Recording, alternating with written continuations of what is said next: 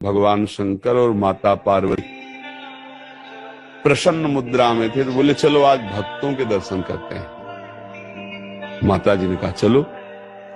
भगवान एक साधु के वेश में हो गए, माता जी पीछे साध्वी के रूप में हो गई।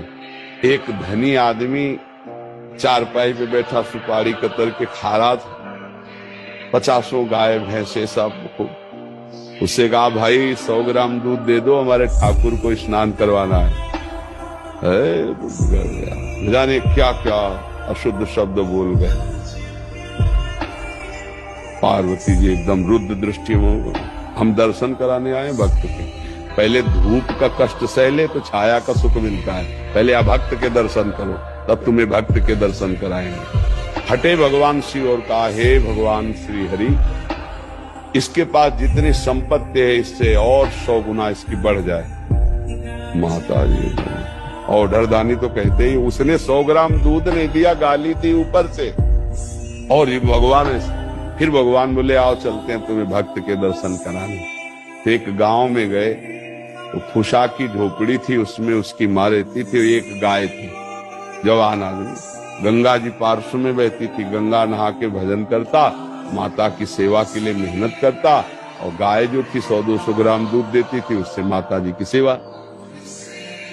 भगवान शिव गए, भैया ठाकुर जी की सेवा के लिए 100 ग्राम दूध। तो जो देसी गाय होती है वृद्ध हो गई, आधा लीटर 500 ग्राम 1 लीटर बस है, ज्यादा नहीं। अपनी जो हाँ नवीन हो तो 5-6 लीटर तक, ये 20-25 लीटर अपने देसी गायों में नहीं होता। तो थोड़ा दूध देती थी, पूरा दूध रख दिया, पाओ आप ऐसे पाया। और थोड़ी देर भगवत चर्चा की, चल दिए और कहा हे भगवान इसकी गैया और मैया दोनों ले लो। अंबा जी को अब नहीं रहा गया, बोले जो 100 ग्राम दूध ले दिया उसको 100 गुना संपत्ति दे दी। ये हिसाब भाई समझ में नहीं आया। और जिसने जितला था उतला दे दिया गरीब आदमी, तो उसके दूध की जो वृत्ति आती थी वो गैया, और बात करने के लिए थी मैया, दोनों आप ऐसा बोले। यही तो समझ ठीक नहीं समझो। अभी इसका कुछ समय गैया और मैया में जाता है, अब ये अखंड भजन करके परमात्मा प्राप्ति करेगा। और वो उतने वैभव में तो अपमान संत का कर दिया, जब 100 गुना और बढ़ेगा तो महापाप करेगा, नरक जाएगा। समझ रहे? तो भगवान के विधान को हम लोग समझ नहीं पा रहे। अगर हमें भगवान नहीं दे रहे तो जरूर हम पर कृपा कर रहे हैं, ऐसा हमें मानना चाहिए।